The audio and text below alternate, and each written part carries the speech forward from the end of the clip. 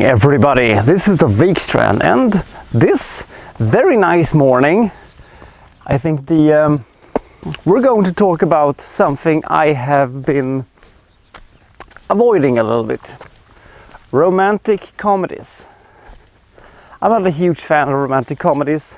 I think they're dumb, predictable, silly, and not that good actually. But I have been tasked to do a top 10 of the best romantic comedies that has ever been made. So that is exactly what I'm going to do today. We're going to talk today about the greatest movies that has been made in the romantic comedy genre that has ever been made. So without any further ado, hit the intro, because here we go.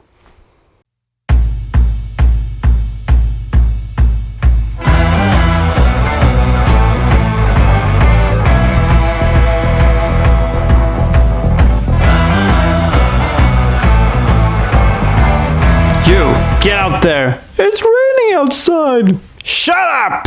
Rules! You gotta explain them. I don't wanna go out there! Shut up! Out! Now my stunt double, as you can see, will now go and... Wait, what are you doing? Come back here! Come back here, you pussy! Come back! Fine. Well, as my stunt double has now run away because of some rain, I'm just gonna have to tell you about the rules for the top 10 list of romantic comedies. And, well, it is pretty standard when it comes to lists with genres. So it is all countries, all release years, and it can only feature romantic comedies. Now, what that exactly means is up for debate. Where does the limit go with a regular comedy or a romantic drama with some comedy in? What exactly counts as a romantic comedy? That is up for debate. My personal picks for my 10 favorites might be in some cases a little close to being completely different genres, but that's a risk I'm gonna have to take. This list reflects what I consider to be the best romantic comedies of all time. But I guess some people might have problems with some of my picks for this one. Not necessarily because they're being bad, but probably because you will be thinking, why is this movie here? I don't think that's a romantic comedy. Well, I guess that some movies that I consider romantic comedies are not considered romantic comedies by other people. But that's a risk I'm gonna have to take. So, on with the love and on with the list. Number 10, 4 Weddings and a Funeral. Okay, so if you look up the word charming in a dictionary, you will probably find the description of the word charming, but underneath that you will find a picture of 4 Weddings and a Funeral. This British romantic comedy from the mid-90s is a classic in the sense that it is a very nice, it's a very cozy movie. It do have some, more heartfelt moments and some little more ink to it. Your standard romantic comedy from the US usually contains a lot more sugar-coated nonsense, which I absolutely hate. You will not find any of these on the list, but here it is not present at all. In fact, this is a movie, filled with nice little quirky moments, nice nice pleasant humor, and this is also a bit of a breakout performances for both Hugh Grant and Andy McDowell, and this is a great movie and a great way to start the list. And what is the movie about? Well, it is basically about 4 weddings and 1 funeral. Number 9, The American President. This is a strange one. Mike Douglas does not only try to out Bartlett, he also makes a movie that makes one of the most powerful and most compelling US presidents of all time on the big screen. if I ever done a top 10 list of the best presidents on a screen, I would probably put him on in the big 5, I think. But this movie is basically the story about a widower president, which is kind of weird and unusual. Good point there.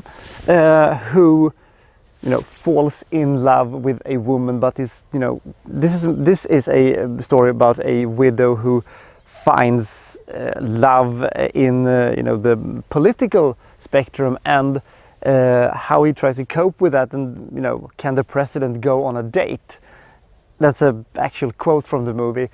The movie is filled with nice characters, and this is also in a case where the problems for the couple isn't your usual standard Hollywood nonsense, but it more has ramifications of, but it is more about the politics, and this is more about if you should sacrifice your job as president for love, or if running the country more important than being happy, and a lot of that kind of stuff. And also they have the second greatest speech by a president on screen in a movie, I think. You all know what I'm talking about. An incredibly solid cast, and Benning is great, Michael J. Fox is great, and Martin Sheen is great. Everybody is great in this one. Richard Dreyfuss, top notch, great movie. Number 8, When Harry Met Sally. This is a bit of a modern classic, and does have the famous scene where Meg Ryan has the fake orgasm in the cafe. It's great. This is the first appearance by Billy Crystal on this list. It will not be the last, believe me. Billy Crystal is one of my favorite actors. He is a incredibly funny man, but I didn't see him as being a part of romantic comedies as being his thing.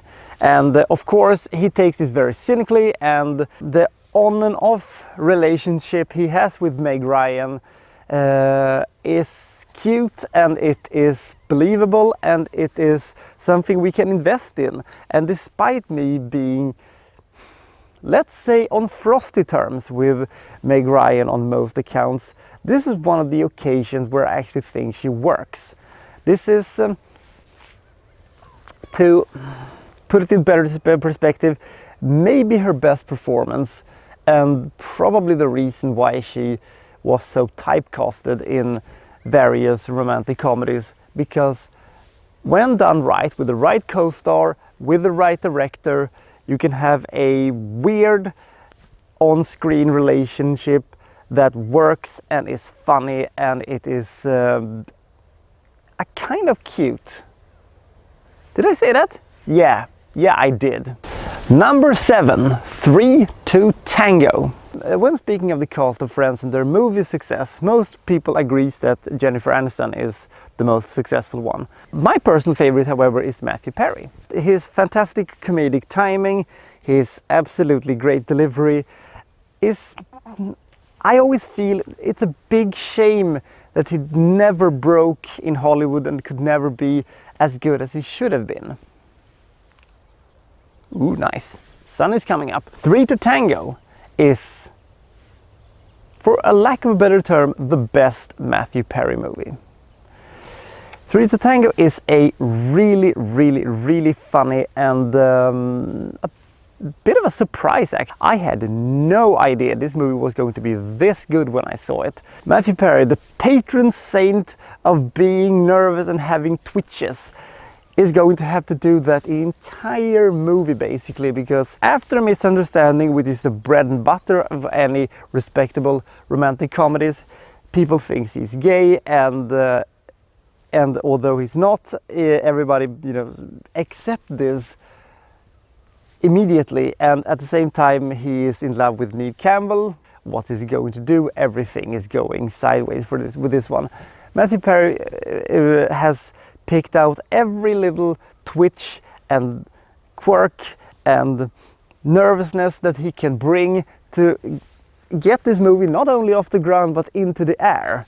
This is a really funny movie. It succeeds in the absolute most important part in any romantic comedy. You want them to end up together.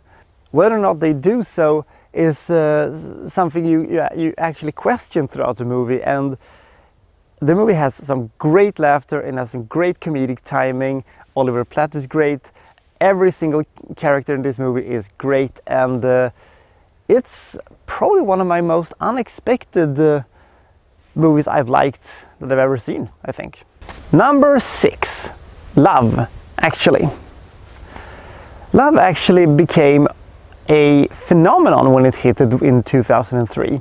Not only did it prove once again that the Brits are really, really good when it comes to the creating good romantic comedy kind of a thing, but they could also take something as corny as Christmas and romantic comedies and a big ensemble and make it work. I mean, we have lots of stories that slightly intertwine, you know, coming up to the holiday, and in some cases people find love, some cases they don't. In some cases people, you know, becomes happy, and sometimes they don't. And the fact is, you don't know which one is going to be happy or not happy. That is this movie's driving force. But this movie also is responsible for all those awful movies Hollywood has spewed out over the past years with huge ensembles during, you know, around a holiday, and they are so sugar-coated you have to go to the dentist just by looking at them. Oh God. But that's not what we're going to talk about. We're going to talk about the very charming, we're going to talk about the very likable, we're going to talk about the very well-played movie with a amazing cast. I mean, these people are in it. Isn't that mental? Jesus Christ.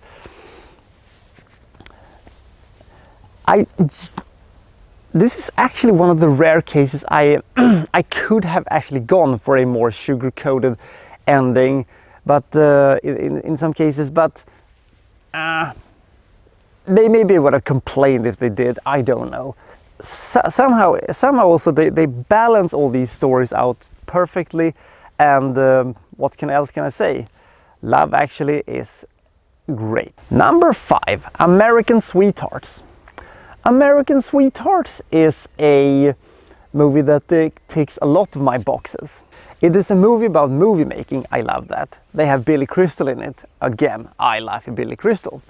And this movie is a curious one in the sense that its main purpose is not, you know, to have two people who falls in love and, you know, we're going to see whether or not they get together. This is a case where they get back together, because this is about a couple that is broken up, which was a, you know, power couple within the Hollywood industry, and Billy Crystal wants them to be back together so he can make his movie. So he tries to trick them in going back together by any means necessary, including manipulations and various mind games during a, you know, film production. This is also a very curious one. They have maybe Julia Roberts' best performance, because basically she doesn't play the classic Julia Roberts character.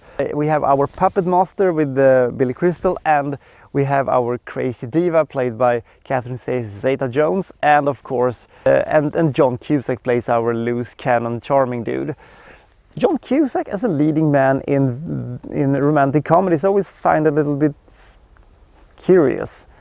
I've never seen him as sort of the first lover kind of a role for him, but this is a very smart, this is a slightly cynical and a very funny movie. The only gripe I have about it is probably every time I watch this, I always come to the same conclusion. If Robert Downey Jr. didn't have so much personal problems at the time, he would have played the lead character, and that would have elevated this movie at least 3 places on this list, because really you can't see anybody else in this role than Robert Downey Jr. So they had to get, you know, the second best. But unfortunately, due to various problems he had in his personal life, we had to get John Cusack instead, and he does a very good job, but It's one of the missed opportunities of Hollywood. Man, if we could have gotten Robert Downey Jr. for that role, that would have been amazing. Number 4, What's Up Doc? What's Up Doc can be a bit debatable whether or not it is a romantic comedy or not. But it is about romance and it is funny. So in my opinion, it belongs on the list. One hotel, a couple of different briefcases, some containing secret documents, some containing jewels, some contains people's underwears, and some contains stones that has some sort of sound stuff. I really can't remember what Brian O'Neill was doing with that, but he was proving something. I can't remember what, because that's not very important. The important thing is that he has a stalker on him, a stalker in the form of Barbra Streisand. For a lack of a better term, breaks into his life and turns it into an absolute chaos and madness. If the gender would have been switched, this could probably have turned into a serious and very, very scary thriller, but in this case it's quirky and it's funny. Weird. Anyway, this is a very funny movie. It has lots of charm, and it has the fantastic car chase through San Francisco. It has the fantastic court sequences, which is amazing. It has these amazing sequences when various people tries to hide from other various people, and everything ends with fire and shenanigans. Ryan O'Neill was perfect to play this very bumbling, nervous, sort of stuck-up dude. Basically, he is Hugh Grant 20 years before Hugh Grant became Hugh Grant. Despite seeing this movie about 100 times or something like that, this is one movie I can watch over and over and over again, because it has so much charm, it has so much talent, it has just the flair of old-time Hollywood. This is almost a reimagining of what a classic Cary Grant romantic comedy was. Number 3, Ever After. You can make the argument that Ever After is not funny enough to be allowed to be on this list. And yeah, I can see where you're coming from. This movie is kind of grim in most senses, and some people would like to have this movie stripped from the list, but I don't care, and I'm gonna tell you exactly why. This is the movie on this list where I most would have liked our two main characters to end up together. Nobody else, this one. This is the best version of Cinderella that's ever been filmed. This is a movie that have you in tears one second and you have joy in the next. It has humor and it is well played. Drew Barrymore is amazing, Dorothy Scott is amazing. Angelica Houston is amazingly good evil as the stepmother. It has some of the greatest oh yeah moments of all time. It's a fantastically played drama, comedy, adventure, romance movie that I have never seen before or after, and it will probably remain as one of the best romantic movies I have ever seen. Jesus Christ, it's so good. It has one of the best feel-good moments of all time. But why it works so well is because the journey we have taken, we are 1,000,000% behind Drew Barrymore getting Dorothy Scott.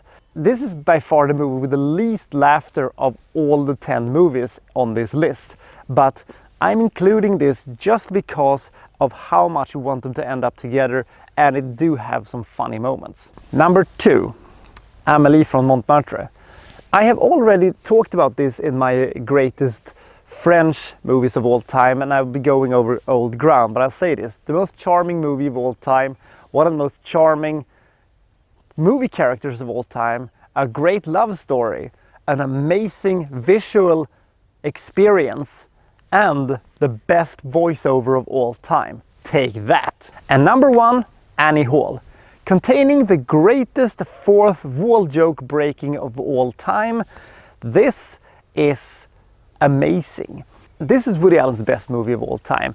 It is sort of where the classic Woody Allen formula was born. He's a quirky intellectual Jewish New Yorker who loves going to the movies, and he meets this crazy woman played by Diane Keaton, and they try to strike up a relationship, and there's problems, and it is just so charming, and it is just so well played, and it has all these fantastic sequences where you see them flashbacks.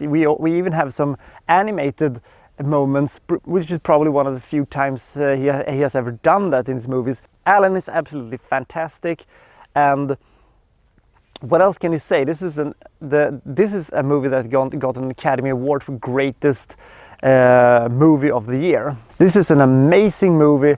This is one of my favorite movies of all time, Alan's best movie, and if you haven't seen it already, go and see it, because it is absolutely amazing. It has great humor, it has that great Christopher Walken moment, and it just has this very unexpected, it has unexpected laughter, and Jesus Christ, I'm running out of SD cards. See this movie, look at this fucking sunrise, Jesus Christ, the Wikstrand is signing out!